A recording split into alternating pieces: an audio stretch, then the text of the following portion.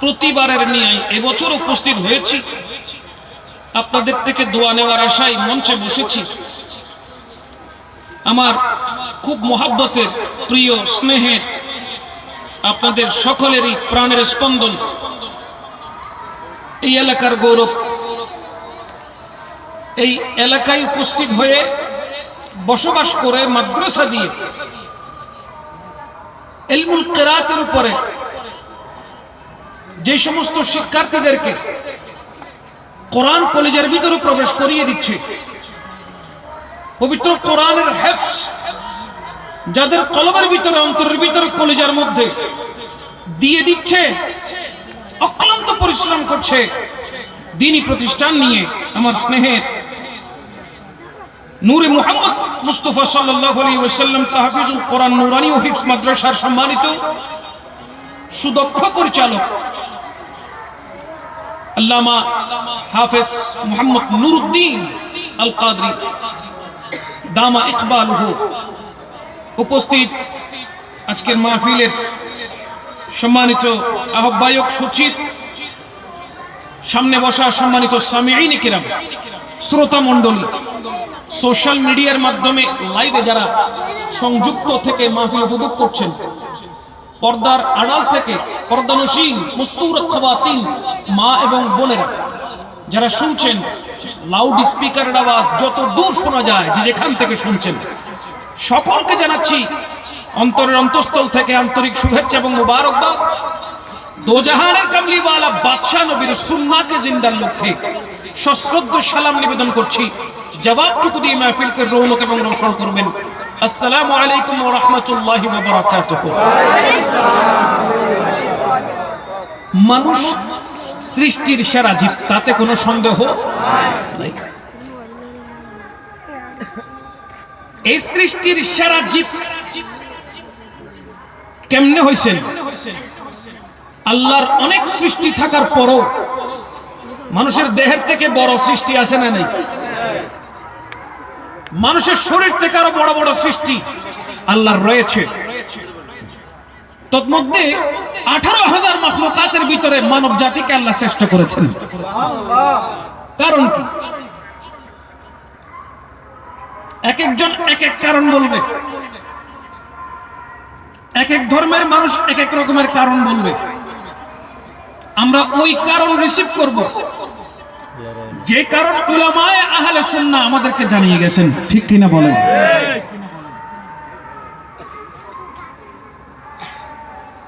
ইমাম আহমদ রাজা খান ফাযিল বেরেলভী আলাইহির রাহমাত, যিনি বলছেন সৃষ্টি শ্রেষ্ঠ হওয়ার কারণ কি? বলে আল্লাহ পাক রব্বুল আলামিন যখন দয়াল নবীকে সৃষ্টি করেছেন, সে রাসূল আরবী সাল্লাল্লাহু আলাইহি ওয়াসাল্লাম গোটা 18,000 মাখলুকাতের ভিতরে যেই সূরত এবং সিরতটা পছন্দ করেছেন, আল্লাহ পাক ওই মানব সূরতকে সমস্ত সৃষ্টির মধ্যে শ্রেষ্ঠ বলে ঘোষণা করে দিয়েছেন। আল্লাহ সুবহানাহু ওয়া তাআলার প্রেরিত বড় কিতাব, স্বর্গীয় কিতাব তাওরাত, জবুর, ইনজিল, কোরআন, এই 4 কিতাবের মধ্যে যে কোরআনটাকে আমার আল্লাহ কিতাবের মধ্যে শ্রেষ্ঠ করেছেন, সেই কিতাবটা যদি রাসূল আরবী সাল্লাল্লাহু আলাইহি ওয়াসাল্লামের উপরে নাজিল না হতো, তাহলে কোরআন কখনো শ্রেষ্ঠ কিতাব হতো? তাওরাত আল্লাহর কিতাব, জবুর আল্লাহর কিতাব, ইনজিল আল্লাহর কিতাব, তো কোরআনটাকে কেন শ্রেষ্ঠ বলে ঘোষণা করা হয়েছে? সবই তো আল্লাহর কিতাব। বলো কোরআনকে শ্রেষ্ঠ, সর্বোৎকৃষ্ট কিতাব ঘোষণা করার পেছনে শুধুমাত্র রিজন একটা, সে একটা রিজন, একটা কারণ হলো রাহমাতুল লিল আলামিন। রাসূল আরবী সাল্লাল্লাহু আলাইহি ওয়াসাল্লামের উপরে কোরআন নাযিল না হয় যদি তাওরাত নাযিল হতো, তাওরাত শ্রেষ্ঠ হয়ে যেত। ইনজিল নাযিল হলে ইনজিল শ্রেষ্ঠ হয়ে যেত, জবুর নাযিল হলে জবুর শ্রেষ্ঠ হয়ে যেত। না না, না তাওরাত, না ইনজিল, না জবুর, কোরআন নাযিল হয়েছে। আল্লাহ পাক কিতাবগুলোর মধ্যে কোরআনকে শ্রেষ্ঠ বলে ঘোষণা করে দিয়েছেন।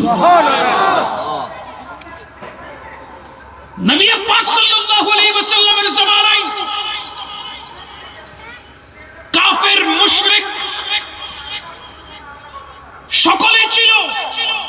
আবার নবীর জন্য নবীজির প্রেমে জান দেওয়া, জানকে উৎসর্গ করার মতো আসহাবে রাসূলুল্লাহগণ ছিল কি ছিল না?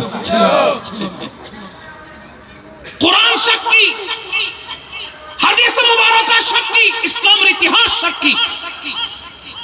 চিন্তা করে দেখেন, সে সৈয়দনা আবু বকর সিদ্দিক রাদিয়াল্লাহু তাআলা, সে উমর ইবনুল খাত্তাব রাদিয়াল্লাহু তাআলা, সে উসমান যুন্নুরাইন, সে মাওলা আলী মুশকিল কুশা কাররামাল্লাহু ওয়াজহাহুল কারীম, এখনো পর্যন্ত যাদের নাম ইতিহাসের পাতায় স্বর্ণাক্ষরে লেখা আছে, ঠিক কিনা বলেন? কারণ কি? আবু জেহেল ধর্নাঢ্য ব্যক্তি হওয়ার পরও, ক্ষমতাবান ব্যক্তি হওয়ার পরও তার নাম ও নিশানা কি আসে? বলেন না আসে? কিন্তু এখনো দেখেন, মদিনাতুল মুনাওয়ারায় যান, আমার নবীর পাশে সিদ্দিক আকবর শুয়ে আছে। মদিনাতুল মুনাওয়ারায় যান, দয়াল নবীর পাশে হযরত উমর ইবনুল খাত্তাব রাদিয়াল্লাহু তাআলা আনহু শুয়ে আছে। তার কারণ কি?